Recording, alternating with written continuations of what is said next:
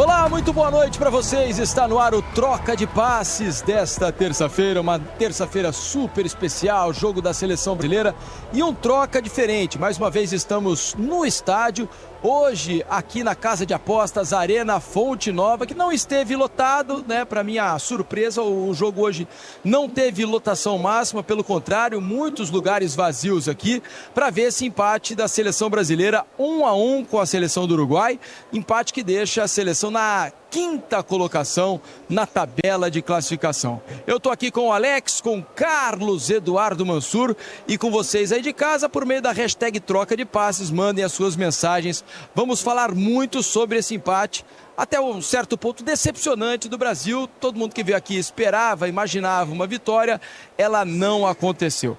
Deixa eu de antemão cumprimentar aqui Alex e Carlos Eduardo Mansur para saber das primeiras impressões desse empate do Brasil. Estava acompanhando os comentários de Lédio Carmona, o intrépido, do Ricardinho, também de Luiz Carlos Júnior, que fizeram a transmissão aqui no Sport TV.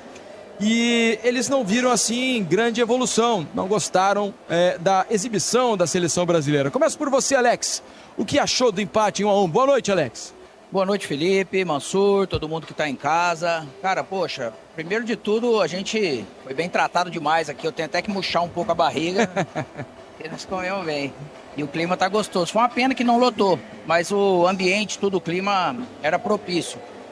Cara, eu vi um bom jogo da seleção brasileira, assim, sabe? De alguns movimentos coordenados. Eu só acho que a parte final ali, que lógico que é a parte principal, né? O Brasil teve domínio do espaço, algumas vezes sofreu quando precisou marcar, mas assim, principalmente no primeiro tempo, a gente vendo, né, lá de cima, assim, a composição, essa questão da marcação individual, como que se puxava, que abria o espaço, e o Brasil não aproveitou, obviamente, bem esse espaço, porque eu acho que foi o primeiro jogo que a gente viu alguma coisa assim. Não sei se somente pela característica da marcação individual.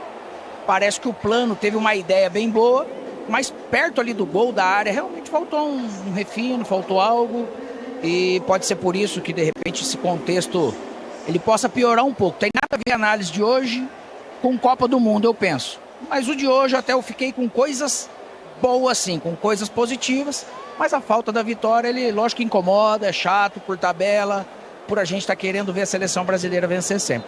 Mas é inegável, né, Mansur e Alex, que é um caminho para se chegar à Copa do Mundo, né? Tudo isso daqui que o Brasil está fazendo neste momento, esses jogos, as eliminatórias, servem para tentar solidificar um trabalho, para dar consistência, para que o Brasil possa chegar na Copa do Mundo o mais bem preparado possível, né?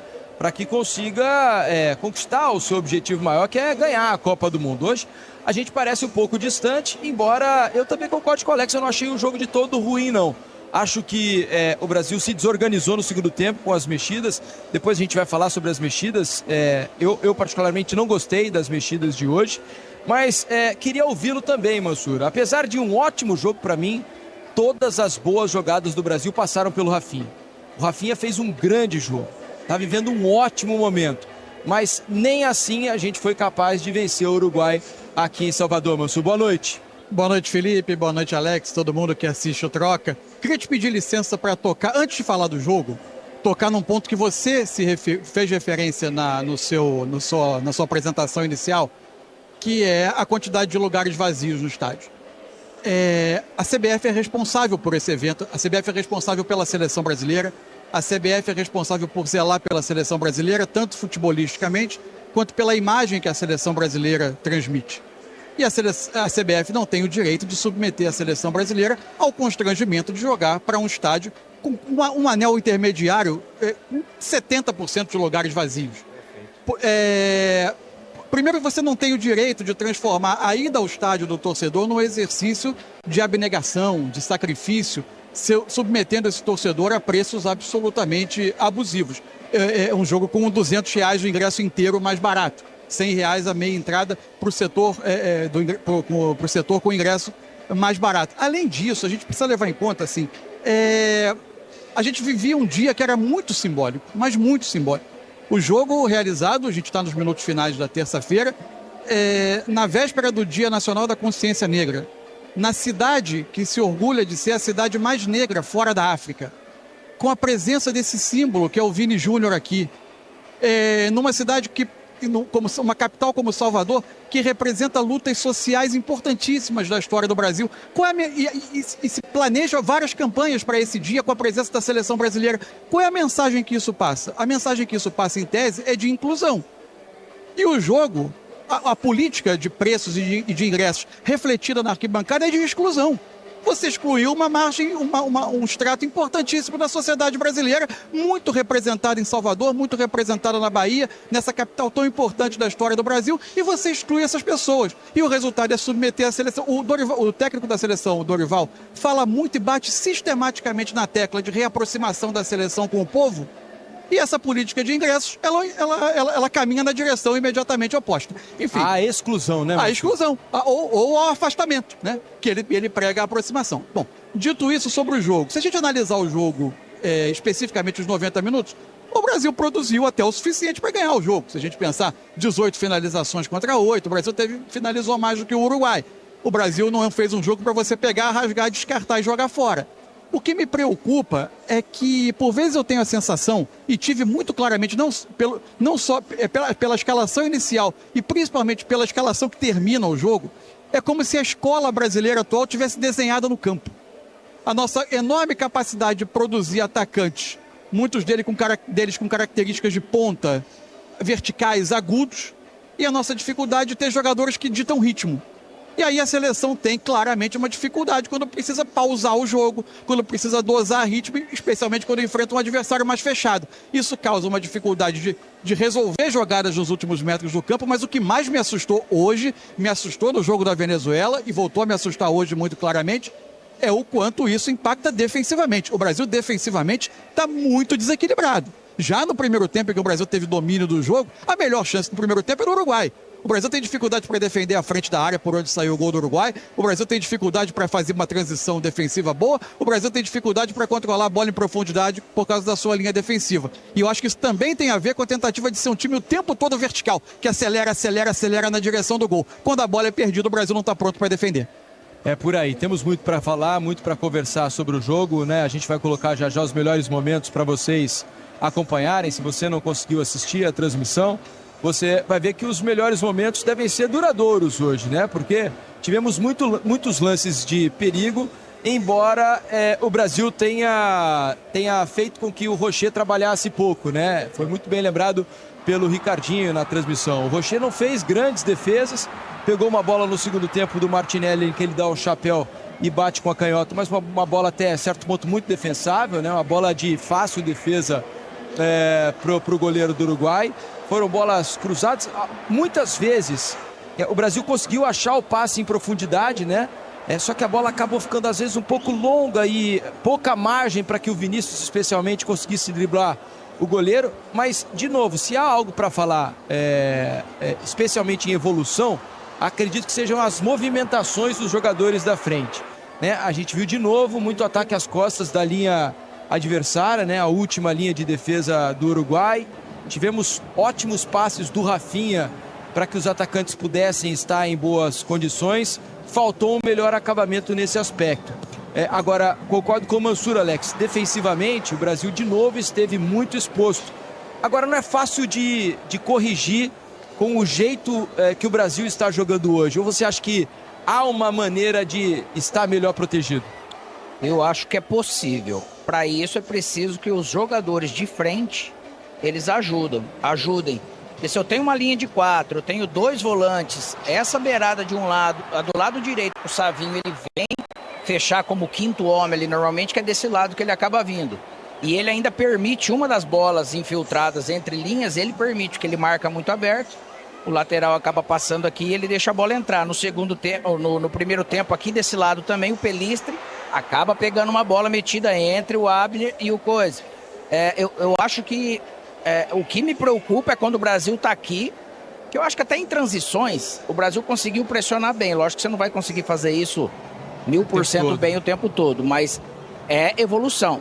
E eu prefiro, lógico que seria legal se o Brasil tivesse mais redondo, só que eu prefiro também que o Brasil chegue bem lá na Copa do Mundo. Mas a hora que o Brasil teve poucos momentos que ele teve que marcar embaixo e o Uruguai com a bola, é um balanço, é uma falta de agressividade na bola, porque às vezes falta ajuda. Essa linha de 4, esses 2 volantes, tem um espaço muito grande, de repente, com o Savinho vindo lá, tem um espaço muito grande para a gente ficar percorrendo e tendo que cobrir. Então, nesse sentido, o Brasil não conseguiu pressionar bem a bola, principalmente no Valverde, e aí é um erro, porque é o único jogador de meio, ou o principal jogador de meio campo do Uruguai que eu vejo, e ao mesmo tempo ele que acaba chutando, ele acaba finalizando e ele acaba fazendo gol, né? Então, esse entendimento ainda precisa evoluir, sim. Mas hoje, você pega o jogo da Venezuela, o Brasil teve um domínio no primeiro tempo, segundo tempo não.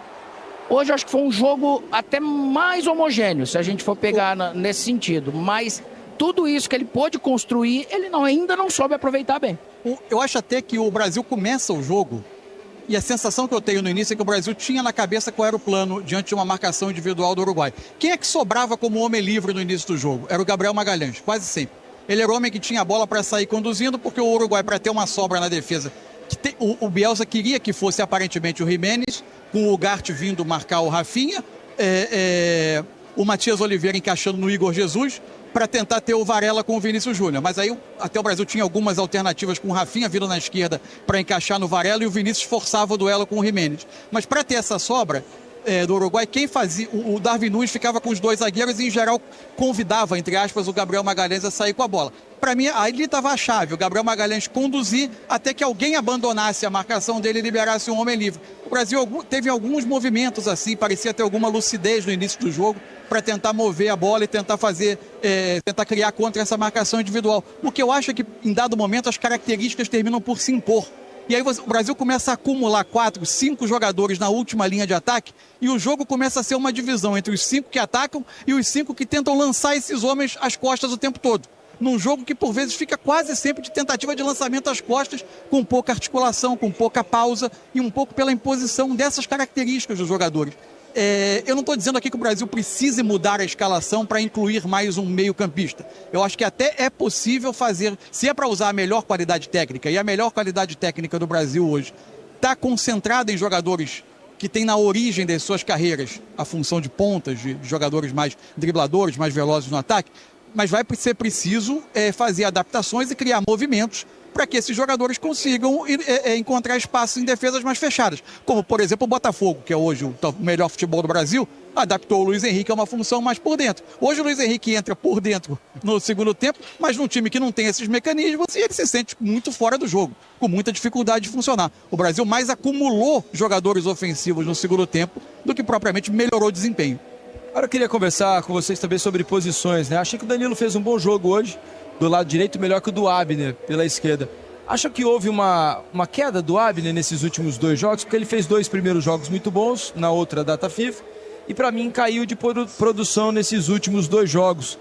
Muito mais tímido, menos presente no ataque, a gente percebia ele várias vezes auxiliando o time na ponta, né? Indo para cima e tal, fazendo tabelas para tentar chegar à linha de fundo nos 2 jogos anteriores, e nesses os últimos 2 jogos, não sei se por orientação ou por circunstâncias do jogo, acabou participando muito menos ofensivamente do jogo, Alex. Ele no primeiro tempo ele foi bem, eu achei, né? Os movimentos da maneira que estava, eu acho que ele estava bem, entendendo o momento certo de ir por dentro, receber a bola por fora, mas aí a gente finalizou mal um pouco essas jogadas ali do lado dele, mas eu acho que estava até funcionando. O Vini teve pelo menos uns 3 movimentos muito bons aqui do lado esquerdo dele, ameaçar, vir para a bola e ir para o fundo, que a bola pegou e acabou indo para outro lado.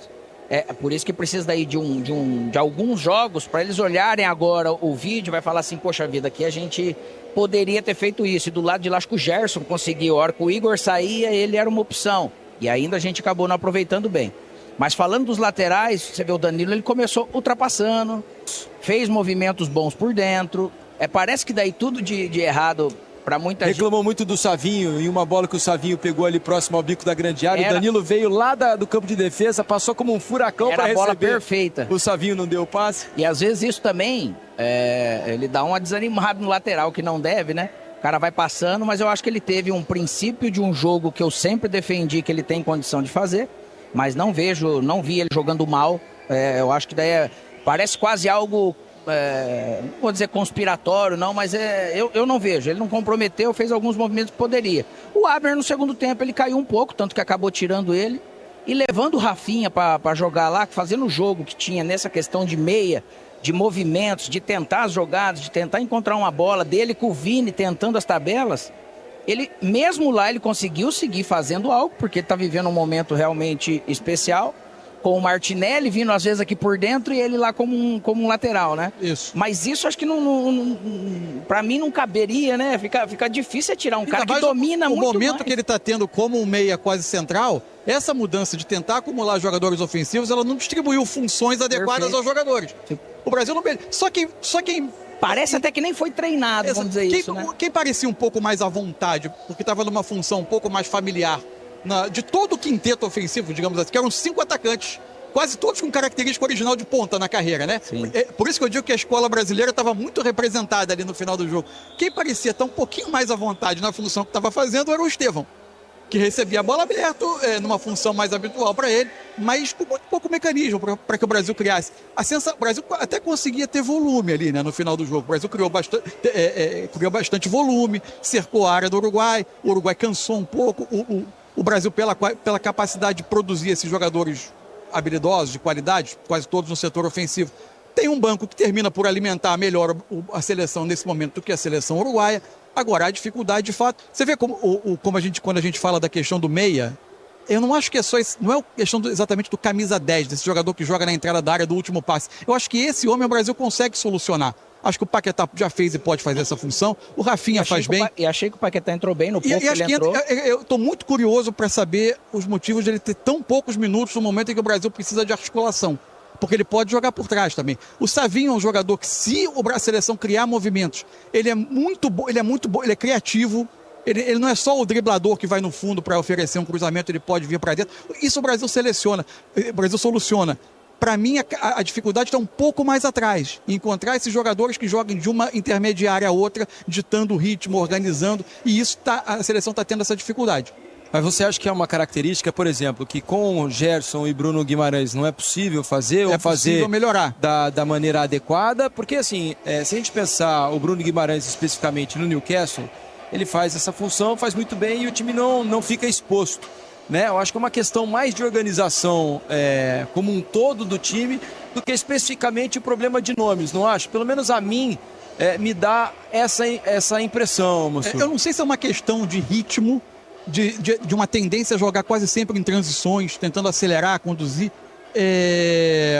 ou se algo na estrutura da seleção ainda não beneficiou. Porque a gente não conseguiu ainda, e aí não estou dizendo que é uma culpa especificamente dele, mas a gente ainda não conseguiu ver o Bruno fazendo partidas à altura do Newcastle dentro da seleção. E já houve uma mudança de posição, de faixa do campo que ele recebe a bola. Ele melhorou hoje, não achou? Em relação ao último jogo, por exemplo, ele fez uma partida melhor do que a da semana passada contra a Venezuela. Um pouco, mas ainda acho que é um jogador que pode entregar mais. Assim, a minha dúvida é se ele é esse jogador para ditar o ritmo. E aí eu acho que a seleção está tendo um pouco de dificuldade. O que você acha, Alex, sobre essa função? Né? Porque a gente tem hoje 2 volantes, aparentemente, que ganharam moral com o treinador, né? Estão num momento em que estão se sentindo titulares, estão prestigiados pelo técnico, têm sido titulares. Eu acho que o Gerson ofensivamente melhorou o Brasil, acho que ele tem contribuído bastante. Eu acho que a melhor ofensiva do Brasil, apesar dos poucos gols, acho que o Brasil passa um pouco pelo momento do Gerson ali no meio campo, mas concordo que defensivamente o Brasil está bastante exposto ainda. Mas a exposição não tem nada a ver, para mim, com a linha de 4 atrás, Savinho vindo ajudar e os 2 volantes. Porque o melhor sistema defensivo, ele é o todo. Eu preciso de ajuda, eu preciso de suporte. Quando o Savinho pegava a bola aqui, mesmo marcando de mano, o Danilo, quando ele não vinha uma dobra em cima dele. Né? Então, isso o Brasil precisa fazer, mas isso em todos os setores o Brasil não tem executado bem o tempo todo. Às vezes, para pressionar, se a gente for pegar desde a época do Diniz, se a gente for pegar agora esse início, é coisa para se evoluir. Então, para você marcar, para você defender, sobrecarrega muito esses 2 volantes, principalmente, que tem que estar dando suporte quando está com a bola e tem que dar suporte também aqui defensivo quando ele está sem a bola. Eu vejo o Bruno, da maneira que jogaram, o Bruno e Gerson, Eu acho que o Gerson ajudou um pouco o Bruno, porque ele não precisa estar fazendo isso, porque de repente não é dele esse time, o Gerson tem bem mais e o Paquetá tem bem mais do que o Bruno, certo? Então vamos dizer assim, com o primeiro, André e Bruno, como se estivesse brigando ali, esse segundo podendo ser Gerson ou Paquetá, que eu acho os dois muito parecidos, apesar de acreditar que o Paquetá ele tem um pouco mais de gol, parece assim, né, de possibilidade, mas que pode às vezes pensar em fazer um tripé, dependendo da maneira de jogar. Isso. Aparentemente essa possibilidade foi descartada em nome da quantidade de talentos ofensivos que a seleção tem. Só que tem jogos que pedem um pouco mais da articulação. E hoje parece que o Dorival está totalmente voltado e inclinado a uma seleção que tem esses jogadores de frente com essas características e que termina sendo um time muito vertical de aceleração. Mas eu achei o Bruno bem hoje, sim. Ele errou menos do que vinha errando e participou bem, assim. A questão de saída de bola, se a gente for ver, não era a ideia... O Uruguai não pressionou muito. Não era também, a ideia né? do Uruguai, mas o Brasil fez muito bem esse losango contando o Ederson, né? Com os dois zagueiros, que eu acho que foram bem no jogo também. O Darwin sozinho, praticamente, contra 3 para sair, né? As jogadas que aconteceram vieram por essa beirada, praticamente, mas com eles estavam, eu acho que bem nesse sentido. E os dois volantes eu achei bem. Faltou, eu acho que o Brasil... Imagina se o Brasil tivesse conseguido finalizar ou feito 2 gols que poderia ter feito, a gente, de repente, estaria analisando um pouco diferente, ou não, a gente, torcida. Às vezes, assim, não vamos falar do torcedor, né? Porque o torcedor, ele ia estar feliz, muito mais feliz e tal. Apesar de conseguir enxergar jogo. Então hoje eu não vejo um jogo ruim da seleção brasileira, não. Mas tem coisa para caminhar, é óbvio. É algo para se pegar. Até teve um momento que eu falei, poxa, no primeiro tempo o Brasil hoje está bem Manchester City, né? Ocupando aquele espaço, sem a mesma eficiência, porque eles estão se juntando agora. Então foi o primeiro jogo que eu vi ele tentar isso, por isso que eu acho que coincidiu com a questão dessa marcação individual. Então faltou realmente essa parte final. São 18 finalizações, mas muitas bateram nos defensores. Muitas chegaram, bola cruzada com os defensores, acabaram tirando e depois que sai o Igor, a gente chega com pouca gente na área. Então é tudo coisa para consertar. Agora, se a gente pensar no futuro, né, em termos de equipe, né, formação de equipe, acho que o Dorival está mais próximo de encontrar uma equipe dela. Claro que ano que vem é um ano diferente, porque possivelmente teremos a volta do Neymar. Mas enquanto isso não acontece, estamos mais próximos de encontrar uma equipe, Mansur? Não, a minha sensação é que ele tem o desenho de time que ele pretende. A minha dúvida a partir de agora nem tanto em relação ao Neymar, porque eu acho que nesse momento a gente precisa, infelizmente, tratar o Neymar com muito mais interrogações sobre quando será a retomada, em que nível será a retomada, em que condição física será a retomada, do que como uma certeza. Eu acho que é evidente que a seleção precisa e muito do Neymar, mas a gente vai precisar esperar, ver a volta, quanto tempo vai demorar, como vai ser. Acho que tem muito mais interrogações no ar. Nesse desenho, por exemplo, me deixa curioso saber, por exemplo, onde vai ser o encaixe do Rodrigo, como vai ser, qual vai ser a utilização. Acho um outro jogador que não dá para a gente pensar em não encaixá-lo no time porque é um jogador muito acima da média, em termos de qualidade técnica, muito acima da média. Então, eu acho que aparentemente o Dorival vai abraçando um modelo com uma linha de 4 defensores, um desses defensores, o lateral em geral pelo lado esquerdo com mais chegada, o lateral pela direita iniciando um pouco mais na linha dos defensores para fazer eventualmente uma ultrapassagem quando a jogada chega aos metros finais do campo, 2 homens no centro tentando controlar um pouco mais o ritmo, controlar o jogo, e 4 jogadores de característica mais ofensiva. Agora, a partir daí, como vai ser o encaixe de alguns jogadores que a seleção tem para acrescentar é a minha dúvida. Eu não diria que ele tem hoje um 11 fechado, mas na cabeça dele ele está se inclinando por um desenho, por uma forma de jogar da seleção. E acho que para essa forma funcionar, há providências importantes a tomar, por exemplo, sem bola e, por exemplo, para criar espaços contra time fechado. Concordo.